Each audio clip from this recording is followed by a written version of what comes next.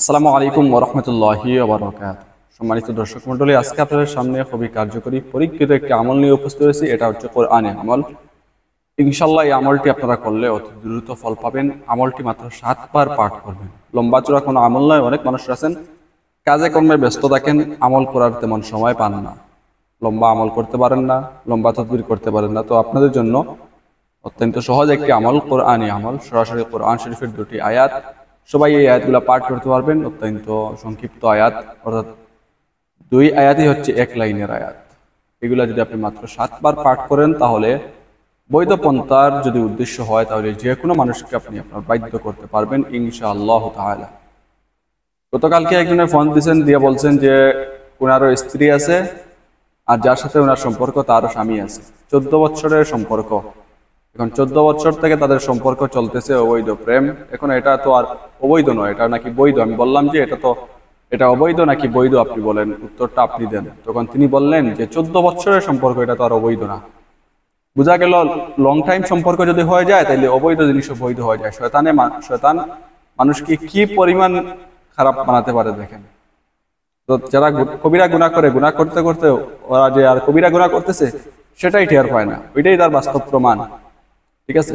তো এরকম যদি অবৈধ কাজকে আপনি বৈধ মনে করেন, তাহলে এরকম আয়াত 7 বার নয় 7 লক্ষ বারও যদি আপনি পাঠ করেন, তারপরেও কোনো উপকার পাবেন না।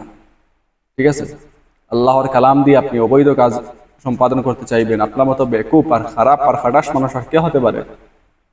যে আল্লাহ তাআলা কালাম দিয়েছেন মানুষদেরকে অন্ধকার থেকে বের করে আলোর দিকে নিয়ে আসার জন্য, আর আপনি অন্ধকারে নিমজ্জিত হওয়ার জন্য আল্লাহর কালাম থেকে আপনি নিজে তদবির করবেন। ওইরকম কোনো কিছু হবে না। আর ইনশাআল্লাহ সৎ পন্থায় যদি সৎ উদ্দেশ্য নিয়ে আপনারা করেন, যে কোনো মানুষের জন্য করতে পারবেন, কোনো সমস্যা নাই। সম্পর্কটা যদি এমন হয় যে সম্পর্ক স্থাপন হওয়ার পরে ওই সম্পর্কের দ্বারা কোনো ধরনের পাপ সংঘটিত হবে না, গুনাহের কাজ সম্পাদন হবে না, তারা নির্দ্বিধায় এই আমল করতে পারবেন, কোনো সমস্যা নেই। ঠিক আছে? আমলটি আপনারা প্রতি 7 দিন পর্যন্ত আপনারা একটা করবেন। ঠিক আছে? প্রতিদিন 7 বার করে আপনারা পাঠ করবেন এই আয়াতগুলা। ইনশাআল্লাহ এর মধ্যে আপনারা ফল পাবেন, যদি আপনাদের দৃঢ় ইয়াকিন থাকে যে সব কাজ করার মালিক হচ্ছেন আল্লাহ তাআলা। ইয়াকিন ঠিক রেখে কাজ করলে, আমল করলে আল্লাহ তাআলা ইনশাআল্লাহ ফল দান করবেন। ওইরকম যদি যাদের বিশ্বাস হয়, তারা এই আমল করতে পারবেন। আর যারা মনে করেন যে আল্লাহ তাআলা কি, আমি তো আমল করব, আমি ফল পেতেই হবে, উনি ভিডিও দিছে, উনার দ্বারা আমি ফল পেয়ে যাব, পেতেই হবে, বা 100% হওয়ার কি আমল, এই আমলে হবে কিনা, 7 বার পরে হবে কিনা, অনেক সময় 700 বারও অনেক আমল করছি, হয় নাই। তো এরকম হাবিজাবি বাজারি ডুপ্লিকেট একিন নিয়ে আপনারা এরকম আমলও করবেন না, অযথা নিজেও ফল পাবেন না, পরবর্তীতে নিজের দোষ দেখবেন না, পরকে দোষারোপ করবেন। সেই জন্য আপনারা আমল না করার অনুরোধ রইল। ঠিক আছে? আমলটি যে কোনো দিন থেকে শুরু করতে পারবেন, কোনো সমস্যা নেই। ইনশাআল্লাহ অত্যন্ত পরীক্ষিত শক্তিশালী আমল, সৎ উদ্দেশ্য নিয়ে এই আমলটি করবেন, ইনশাআল্লাহ অত্যন্ত উপকার লাভ করবেন।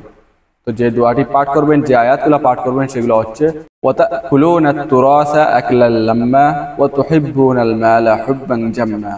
এই যে 2টি আয়াত, এই 2টি আয়াত আপনি মাত্র 7 বার পাঠ করবেন। আর ভালো করে ফলাফল পাওয়ার জন্য, এটাকে আরো শক্তিশালী করার জন্য 2 রাকাত নফল নামাজ পড়বেন।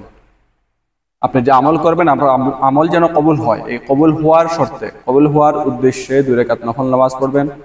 তাহলে নফল নামাজ পড়ার পর আপনি কয়েকবার দুরূদ শরীফও পাঠ করে নেবেন, এতে করে শক্তিশালী হচ্ছে। কারণ হাজতের নামাজ, এটাও এক প্রকার হাজত, আমল কবুল করার জন্য হাজত।